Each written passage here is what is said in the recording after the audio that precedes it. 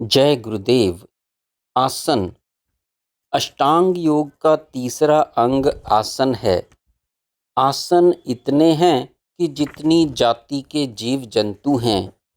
क्योंकि जीव जंतु असंख्य हैं, इसलिए आसन भी असंख्य हैं।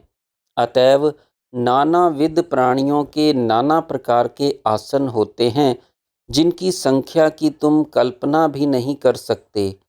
उन सब का यथातथ्य भेद तो श्री महेश्वर ही जानते हैं, परंतु प्रत्येक जीव अपने निर्दिष्ट आसन में बैठकर, लेटकर अथवा सोकर आराम करते हैं। इसलिए हर एक योनियों के प्राणियों की बैठक का नाम आसन है। प्राणी आसन में बैठकर अपने शरीर, मन, प्राण को विश्राम देते हैं। जब शरीरधारी जीव अपने उदर निमित्त परिश्रम करके थक जाते हैं, तब क्लांति को दूर करने के लिए सुख पाने की इच्छा से आसन लगा के बैठते हैं, लेटते हैं एवं सोते हैं। ऐसा करने से सुख पाते हैं, इसलिए जिसमें सुख प्राप्त हो वही आसन है।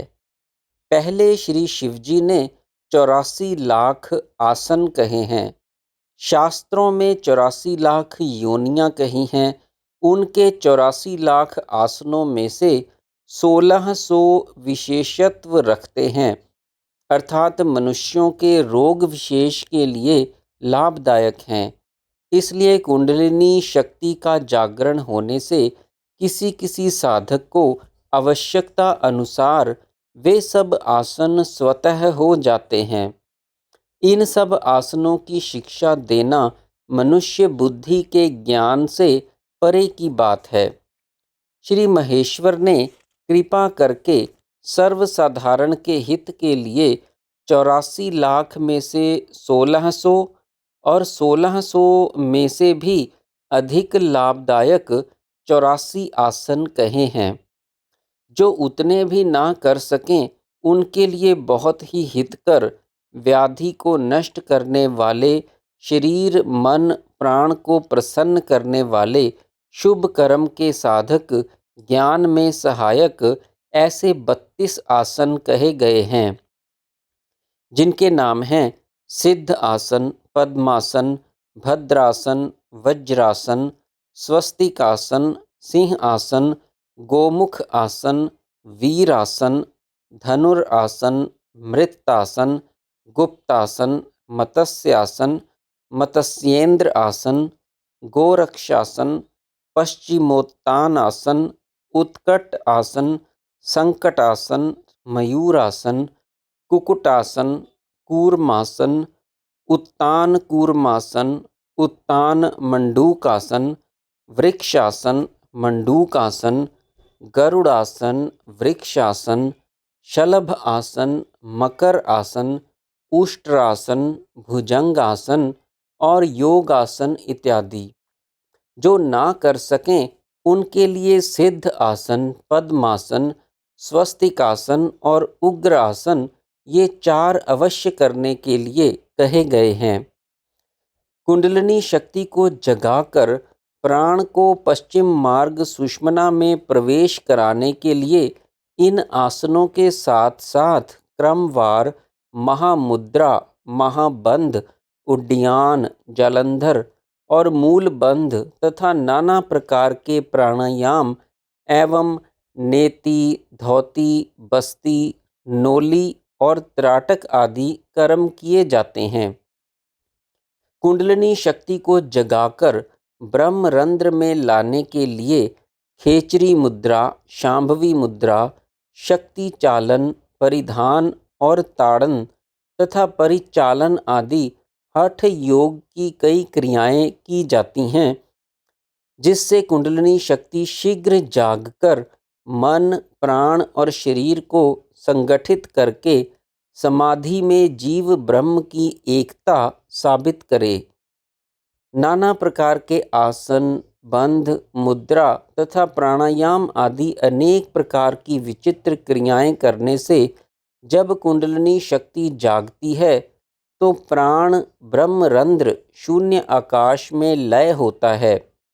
तब साधक को समाधि हो जाती है, जिससे साधक के कोटि कोटि जन्म के शुभ अशुभ कर्मों के संस्कार, पाप पुण्य कर्म फल नष्ट हो जाते हैं और वह आवागमन रूप बंधन से सदा के लिए छूट जाता है और जीवन मुक्त हो जाता है।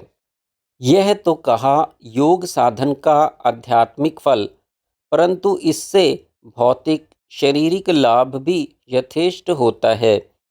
इन आसनों में कई एक आसन तो ऐसे हैं जो अमाशय, पाकाशय और मूत्राशय के दोषों को नष्ट करते हैं, क्योंकि इन तीनों की खराबी से ही सब रोग उत्पन्न होते हैं।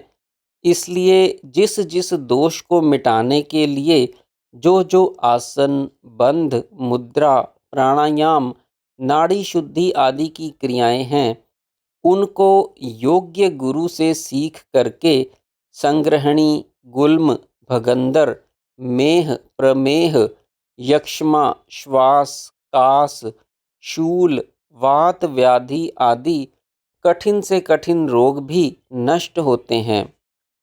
बहुत से आसन, बंध, मुद्रा, प्राणायाम आदि ऐसे हैं जो स्नायुविक दौर्बल्य जनित मस्तिष्क के रोग तथा धातु वैषम्य से होने वाले बहुत से रोगों का नाश करते हैं। आसन, बंध, मुद्रा, प्राणायाम आदि क्रमवार युक्तिपूर्वक किए जाएं तो शीघ्र योग की सिद्धि होती है। अतः इनकी शिक्षा जिन्होंने प्राण का जय किया हो, जो योग साधन के क्रम को भली प्रकार जानते हों, ऐसे गुरु से लेनी चाहिए। तभी जैसा जैसा कहा शारीरिक, मानसिक और आध्यात्मिक फल अवश्य प्राप्त होता है। परंतु योग से अनभिज्ञ जो आसन प्राणायाम के क्रम को नहीं जानते, ऐसे गुरु से उनकी शिक्षा लेने पर महा अनर्थ होता है। जैसे वैद्यक के विज्ञान से अनभिज्ञ वैद्य से चिकित्सा कराने वाले रोगी रोग मिटने की आशा तो कर ही नहीं सकते, परंतु और रोग हो जाने एवं रोग के बिगड़ जाने का भय रहता है।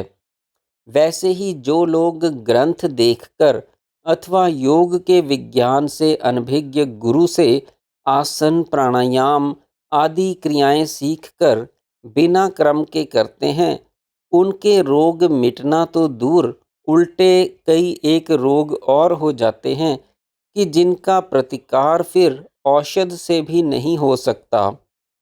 प्राय देखा गया है कि बहुत से लोग योग की फलश्रुति महिमा को सुनकर, योग साधन के ग्रंथ देखकर या ऐसे ही चलते फिरते योगियों का वेश बनाए हुए अनभिज्ञ साधु महात्माओं से योग साधन का उपदेश लेकर आसन प्राणायाम आदि क्रियाएं करने लग जाते हैं, जिससे कुछ रोज बाद शारीरिक सब वायु प्रकुपित हो जाती हैं और इस कारण वात, पित्त, कफ तीनों धातुओं में वैषम्य हो जाता है। फलस्वरूप मंदाग्नि, अर्जीर्ण, कोष्ठबद्धता, कोष्ठकाठिन्य होने लगते हैं, जिससे अमाशय, रक्तमाशय, अर्श, संग्रहणी आदि कई रोग हो जाते हैं। अथवा मूत्रकृच्छ, बहुमूत्र, मधुमेह और प्रमेह भी हो सकता है। हिक्का, श्वास, कास, शिर, कर्ण में वेदना और हृदकंप आदि रोग होते हुए भी देखे गए हैं। जय गुरुदेव।